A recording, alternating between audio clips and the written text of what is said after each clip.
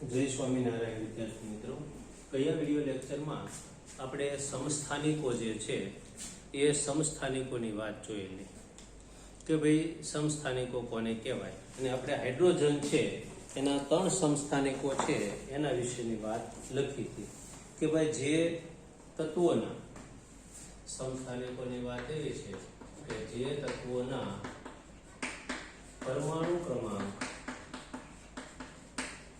ક્રમાંક સમાન હોય પરંતુ પરમાણુ દળાંક એ જુદા જુદા હોય તેવા તત્વોને એકબીજાના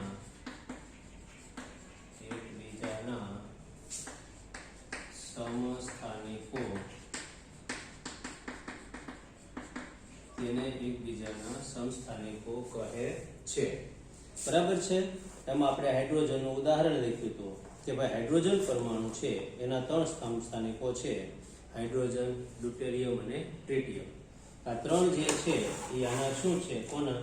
તો કે ભાઈ હાઇડ્રોજનના 3 સમસ્થાનિકો છે. બરાબર છે. હવે આ સમસ્થાનિકોની પછી એક બીજી નાની એવી વાત આવે છે કે ભાઈ આ સમસ્થાનિકોની ટકાવારી નક્કી કરવાની, પણ એ આપણે બહુ મહત્વ આપતા નથી. હવે આ સમસ્થાનિકો જે છે એના ઉપયોગો વિશેની વાત હવે આપણે જોઈએ. તો સમસ્થાનિકોના ઉપયોગો કાઉન્સમાં લખવાનું છે, અનુપ્રયોગો જણાવો. સમસ્થાનિકોના ઉપયોગો અથવા તો ચોપડીનો શબ્દ છે અનુપ્રયોગો જણાવો. જો એમાં છે એ 1, 2 અને 3 કરીને આપણને આપેલા છે. એમાં પહેલું છે કે યુરેનિયમના 1 સમસ્થાનિકોનો ઉપયોગ પરમાણુ ભઠ્ઠી યુરેનિયમના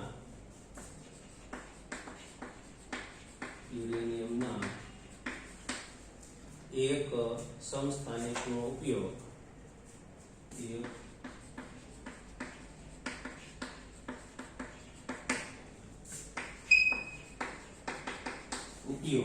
પરમાણુ ભઠ્ઠીમાં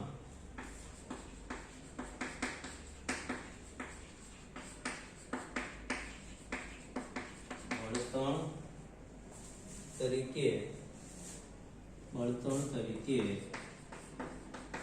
થાય છે. યુરેનિયમનો 1 સમસ્થાનિક જે છે, બરાબર, એનો ઉપયોગ શું થાય છે તો કે ભાઈ પરમાણુ ભઠ્ઠીમાં બળતણ તરીકે એનો ઉપયોગ થાય છે. ત્યાર પછી બીજી વાત આપણે જોઈએ તો બીજી વાત એવી છે કે કોબાલ્ટનો 1 સમસ્થાનિક કેન્સરની સારવારમાં, બીજો ઉપયોગ છે કે ભાઈ કોબાલ્ટનો 1 સમસ્થાનિક એ કેન્સરની સારવારમાં ઉપયોગી છે. કોબાલ્ટનો 1 સમસ્થાનિક છે એ કેન્સરની સારવારમાં ઉપયોગી છે. ત્યાર પછી ગોઈટર રોગની સારવારમાં આયોડિનના, ત્રીજો છે કે ભાઈ ગોઈટર રોગની સારવારમાં આયોડિનના સમસ્થાનિકનો ઉપયોગ થાય છે. તો તમે જુઓ તો કે આ સમસ્થાનિકોના અનુપ્રયોગો અથવા તો તમે એના ઉપયોગો છે એ આ કહી શકો છો. બરાબર છે. ફરીવાર જોઈ લો, સમસ્થાનિક એટલે શું? તો કે જે તત્વોના પરમાણુ ક્રમાંક સમાન હોય પરંતુ પરમાણુ દળાંક છે એ જુદા જુદા હોય તેવાને એકબીજાના શું કહેવામાં આવે છે? સમસ્થાનિકો કહે છે. બરાબર છે. હવે આ સમસ્થાનિકો જે છે એ સમસ્થાનિકોના અનુપ્રયોગો છે. તો સમસ્થાનિકોના 3 પ્રયોગો છે. કયા કયા છે? તો કે પહેલું જે છે યુરેનિયમ છે, ક્યાં વપરાય છે? તો કે ભાઈ યુરેનિયમ જે છે એ જો ફરીવાર સમસ્થાનિકોના ઉપયોગો જણાવો તો યુરેનિયમનો એક સમસ્થાનિક છે એનો ઉપયોગ પરમાણુ ભઠ્ઠીમાં બળતણ તરીકે થાય છે, આ એક વાત. કોબાલ્ટનો સમસ્થાનિક એ કેન્સરની સારવારમાં ઉપયોગી અને ગોઈટર રોગની સારવારમાં આયોડિનના સમસ્થાનિકનો ઉપયોગ થાય છે.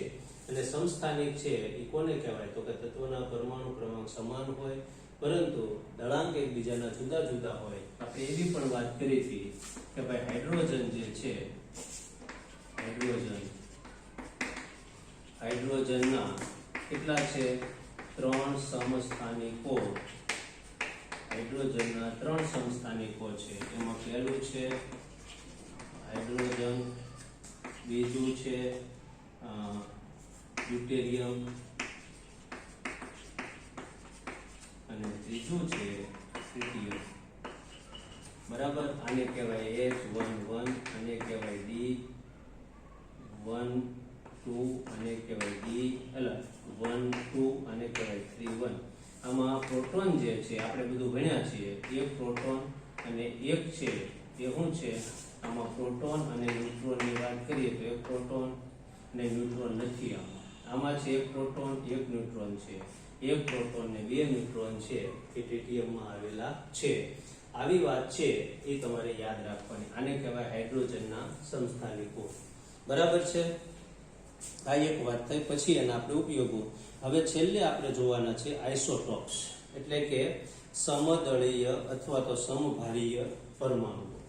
બરાબર. આ પાઠનો છેલ્લો મુદ્દો આપણે જોવાનો છે એ આપણે જોઈએ. તો એમાં હવે આપણે જોવાનું છે સમદળીય અથવા સમભારીય તત્વો. તો એની વાત કરીએ તો સમદળીય અથવા સમભારીય તત્વ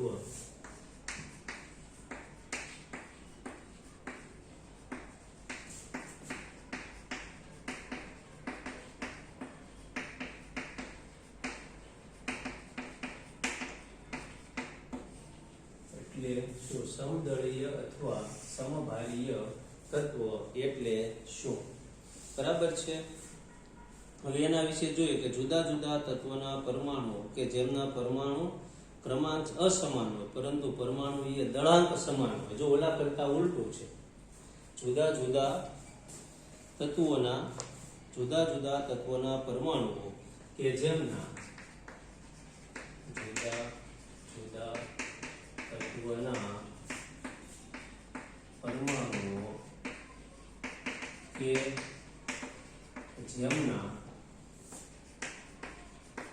પરમાણુ ક્રમાંક જુદા જુદા હોય, પરમાણુ ક્રમાંક અસમાન હોય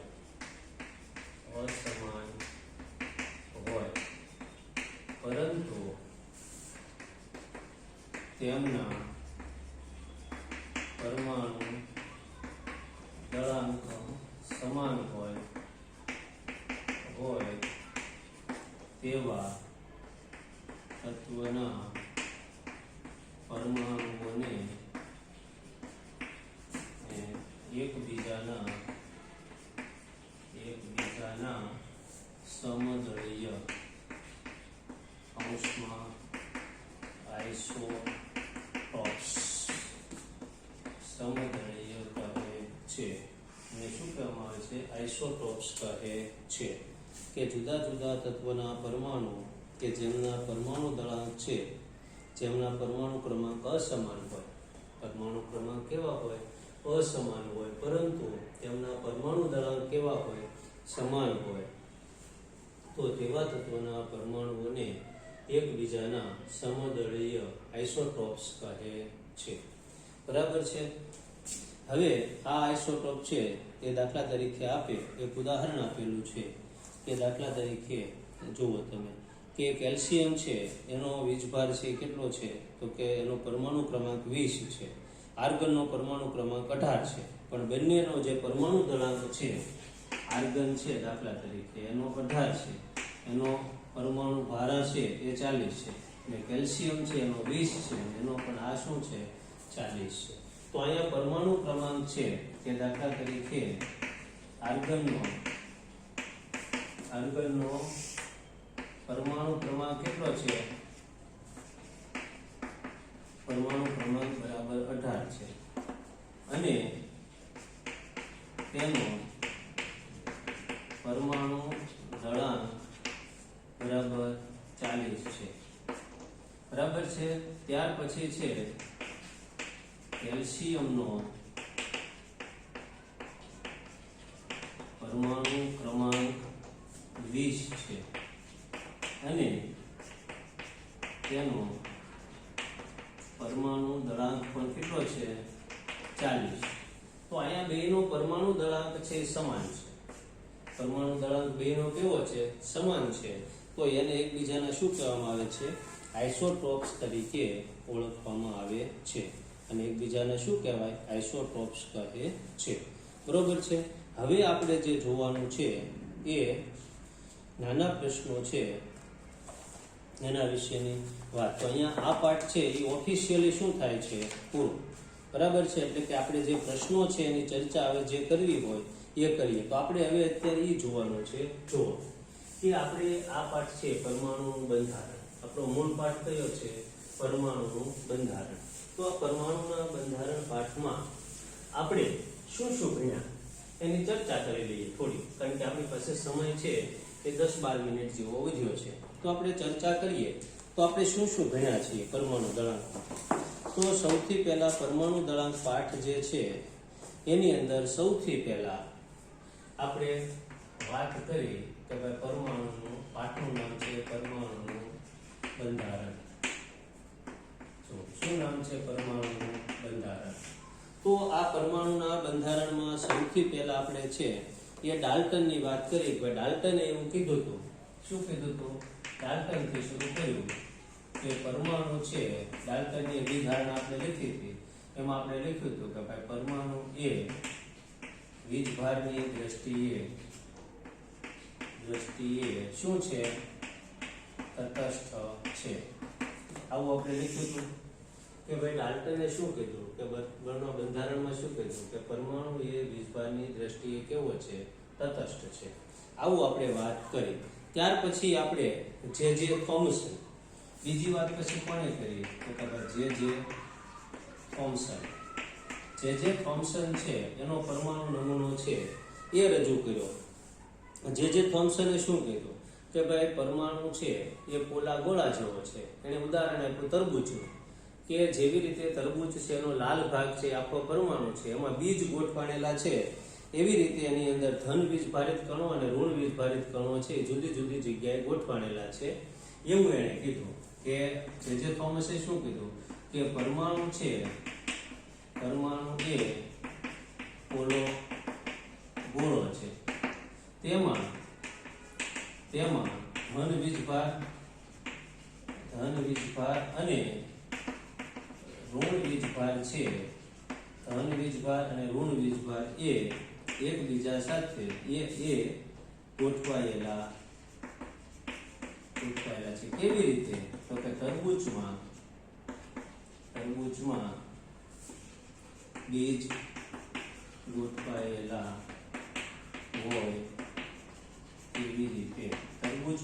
ગોઠવાયેલા હોય તેવી રીતે છે એ ગોઠવાયેલા છે. બરાબર છે. અને એણે ધન વીજભાર અને ઋણ વીજભાર બંને સમાન છે એવી વાત કરી. અને પછી એવું કીધું કે પરમાણુ છે એ વીજભારની દ્રષ્ટિએ તટસ્થ છે એવી પહેલી વાત એણે કરી કે ભાઈ પરમાણુ એ વીજભારની દ્રષ્ટિએ કેવો છે તટસ્થ છે એવું જે થોમસે સૌથી પહેલી વાર કીધું. ત્યાર પછી એનાથી વધારે આગળ રુથરફોર્ડ છે એણે ઘણી બધી વાત કરી. રુથરફોર્ડે છે પછી ત્રીજા વૈજ્ઞાનિક આવ્યા રુથરફોર્ડ.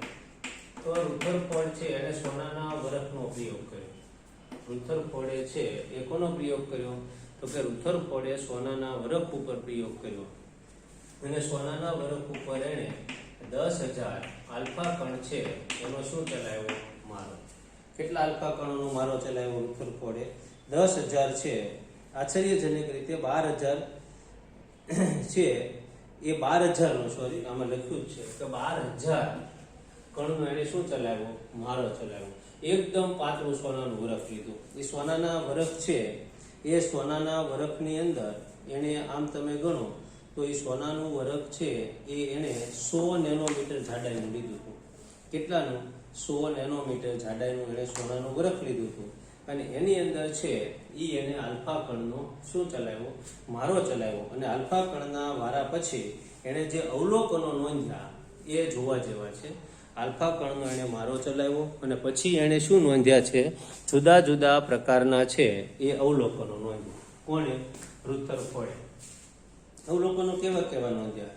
તો કે ભાઈ ઝડપથી ગતિ કરતા મોટા ભાગના આલ્ફા કણો છે એ સોનાના વરખમાંથી સીધા પસાર થઈ ગયા.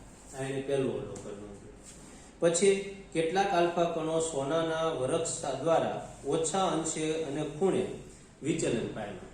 કેટલાક સોનાના વરખો છે એ શું પામ્યા? વિચલન પામ્યા. અને પછી આશ્ચર્યજનક રીતે એને 12,000 આલ્ફા કણો પૈકી એક આલ્ફા કણ છે એ ભટકાઈને શું આવ્યો? પાછો આવ્યો. એટલે એને 3 અનુમાન કર્યા કે પહેલું કે મોટા ભાગના આલ્ફા કણ એ સોનાના વરખમાંથી પસાર થયા. બીજું છે અમુક આલ્ફા કણો છે, અમુક આલ્ફા કણ એ આશ્ચર્યજનક રીતે અમુક ખૂણે અમુક અંશે વળીને વિચલન પામ્યા. અને ત્રીજું જે છે એ 12,000 આલ્ફા કણમાંથી એક આલ્ફા કણ એ અથડાઈને પાછું આવ્યું. 12,000 આલ્ફા કણમાંથી એક આલ્ફા કણ છે એ અથડાઈને શું આવ્યું? પાછું આવ્યું. બરાબર છે. હવે આના આધારે એણે શું કર્યું? તો કે એણે અનુમાન લગાવ્યું. રુથરફોર્ડે શું લગાડ્યા? તો કે રુથરફોર્ડ છે એણે આના ઉપરથી અનુમાનો લગાડ્યા કે ફલિતાર્થો શું છે. તો એણે છે એ પહેલું ફલિતાર્થ એવું લગાડ્યું કે સોનાના વરખમાંથી મોટા ભાગના આલ્ફા કણો વિચલન પામ્યા વગર સીધા જ પસાર થઈ જતા હતા. તો એનો અર્થ એવો થાય કે મોટા ભાગનો વિસ્તાર ખાલી છે, એટલે કે પરમાણુ છે એ મહદઅંશે પોલા ગોળા જેવો છે. આવું રુથરફોર્ડે સૌથી પહેલા અનુમાન લગાવ્યું. બીજું છે ખૂબ જ થોડા આલ્ફા કણો છે વિચલન પામે છે. બરાબર છે. એટલે જે દર્શાવે છે કે પરમાણુમાં ધન વીજભાર એ ખૂબ જ ઓછી જગ્યા રોકે છે. ત્રીજું છે અતિ ઓછી માત્રામાં કણો 180 અંશના ખૂણે વિચલિત થયા, જે દર્શાવે છે કે સોનાનો પરમાણુ સંપૂર્ણ ધન વીજભારિત ભાગ અને દળ પરમાણુના ભાગમાં વ્યવસ્થિત જગ્યાએ કેન્દ્રિત થયેલું છે. અને રુથરફોર્ડે છે ગણતરી કરીને શોધ્યું કે પરમાણુની ત્રિજ્યા કરતા તેના કેન્દ્રની ત્રિજ્યા 10⁵ એટલે કે 1,00,000 ગણી નાની છે. આખો જે પરમાણુ છે ગોળો જેવો, એની કરતા એના પરમાણુનું જે કેન્દ્ર છે એની ત્રિજ્યા પરમાણુની ત્રિજ્યા કરતા 1,00,000 ગણી કેવી છે? ઓછી છે. એવું રુથરફોર્ડે અનુમાન લગાડ્યું. હવે આ નમૂનો જે છે, રુથરફોર્ડે જે નમૂનો આપ્યો એની અમુક ખામીઓ પણ છે. બરાબર છે. તો એ કઈ છે રુથરફોર્ડની મર્યાદા? આપણે લખેલી જ છે. આ તો હું તમને એક ફરી વખત સમજાવું છું કે રુથરફોર્ડની ખામીઓ શું છે. તો કે વર્તુળાકાર પરિભ્રમણ કક્ષામાં ઇલેક્ટ્રોનનું પરિભ્રમણ સ્થાયી હોઈ શકે નહીં. આને ઇલેક્ટ્રોનનો પરિભ્રમણ વિશેનો કોઈ ઉલ્લેખ કરેલો હતો નહીં, કારણ કે પ્રવિગિત કણ હંમેશા વિકિરણ ઉર્જા મુક્ત કરે છે. બીજું છે કે આ પ્રમાણે ગતિ કરતા ઇલેક્ટ્રોન ઉર્જા મેળવે અને અંતે કેન્દ્ર સાથે અથડામણ અનુભવે છે અથવા કેન્દ્રમાં શું થઈ જાય છે? દાખલ થઈ જાય છે. આમ જો થાય તો પરમાણુ સ્થાયી રહી શકે નહીં અને અસ્તિત્વ ધરાવી શકે નહીં. ત્યાર પછી આ રુથરફોર્ડ પછી ચોથા વૈજ્ઞાનિક આવ્યા. એ વૈજ્ઞાનિકનું નામ છે બોહર. તો બોહરે પછી છે એ પરમાણુ નમૂનાની જે વાત છે એ બોહરે કરી. હવે કોની વાત આવે છે? તો કે ભાઈ બોહરનો પરમાણુ બોહરનો છે એ પરમાણુ નમૂના વિશેની વાત એને કરી.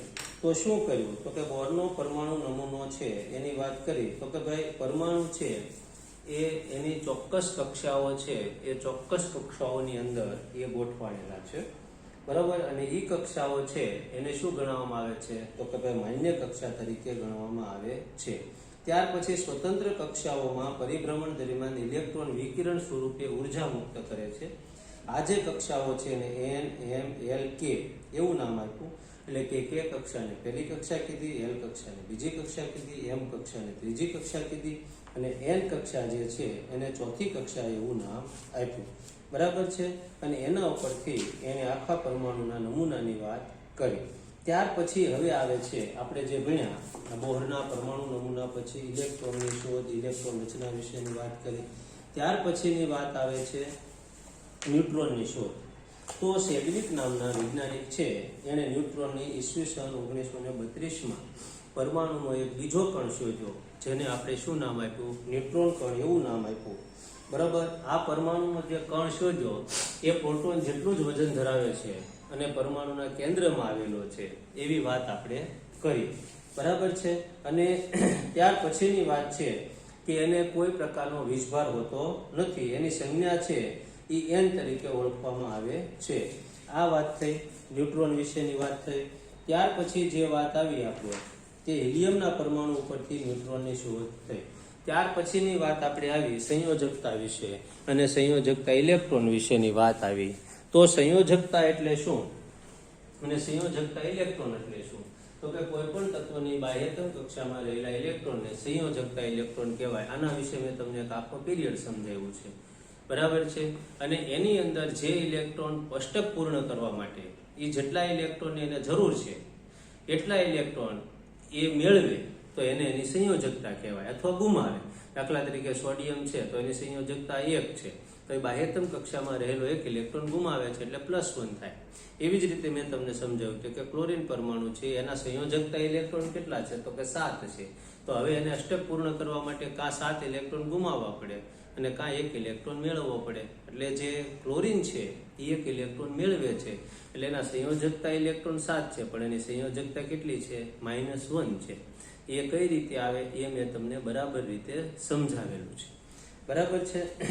તો એ સંયોજકતા અને સંયોજકતા ઇલેક્ટ્રોનની વાત થઈ. ત્યાર પછી આપણે જોયું પરમાણુ ક્રમાંક ગયા વિડીયો લેક્ચરમાં, કે પરમાણુ ક્રમાંક કોને કહેવાય? તો કે ભાઈ પરમાણુમાં રહેલા પ્રોટોન અથવા ઇલેક્ટ્રોનની સંખ્યાને એનો પરમાણુ ક્રમાંક કહે છે. પરમાણુ ક્રમાંકને દર્શાવવા માટેની સંજ્ઞા છે ઝેડ છે. પછી પરમાણુ દળાંક, તો તત્વમાં રહેલા પ્રોટોન અને ઇલેક્ટ્રોનના સરવાળાને પરમાણુ દળાંક કહેવામાં આવે છે અને પરમાણુ દળાંકની સંજ્ઞા એ છે. કોઈ પણ તત્વની અંદર આપણે પ્રોટોન, ઇલેક્ટ્રોન અને ન્યુટ્રોન ત્રણમાંથી કોઈ પણ એક વસ્તુ આપણે જાણતા હોય તો બીજી વસ્તુઓ છે એ આપણે શોધી શકીએ છીએ. એ મેં તમને સમજાવ્યું. તત્વની સંજ્ઞાની વાત કરી. પછી આજે મેં તમને સમસ્થાનિકો વિશે સમજાવ્યું કે કોઈ પણ તત્વ છે તો એના શું? તો કે કોઈ પણ તત્વના પરમાણુ છે એનો પરમાણુ ક્રમાંક સરખો હોય પણ પરમાણુ દળાંક જુદો જુદો હોય તો એને સમસ્થાનિકો કહેવાય. હાઇડ્રોજનના 3 સમસ્થાનિકોની વાત આપણે કરીએ, હાઇડ્રોજન, ડ્યુટેરિયમ અને ટ્રિટિયમ. ત્યાર પછી બીજી વાત આપણે જોઈ સમદળીય, કે પરમાણુ ક્રમાંક અલગ અલગ હોય પરંતુ પરમાણુ દળાંક સમાન હોય તો એને એકબીજાના સમદળીય પરમાણુઓ કહે છે. એવી વાત આપણે જોઈ. તો આખા પાઠનું હું તમને મેં પુનરાવર્તન કરાવ્યું. બરોબર. એમાં જે જે વસ્તુઓ મુખ્ય છે એ હું ફરી વખત પાછો શું થયો છું બોલ્યો છે. તમે છે એ આ પાઠ બરાબર જોઈ લેજો. ચોથો પાઠ છે. હવે આપણે આની પછી જે શરૂ કરવાનો છે એ પાઠ નંબર 13 છે કે આપણે શા માટે માંદા પડીએ છીએ. બરાબર છે. હવે એ પાઠ જે છે એ પાઠ હવે આના પછી આપણે શરૂ કરીશું. ત્યારે આપણે એની વિગત એટલે કે આવતા વિડીયો લેક્ચરમાં આપણે એની વિગતે ચર્ચા કરીશું. અસ્તુ. જય સ્વામિનારાયણ.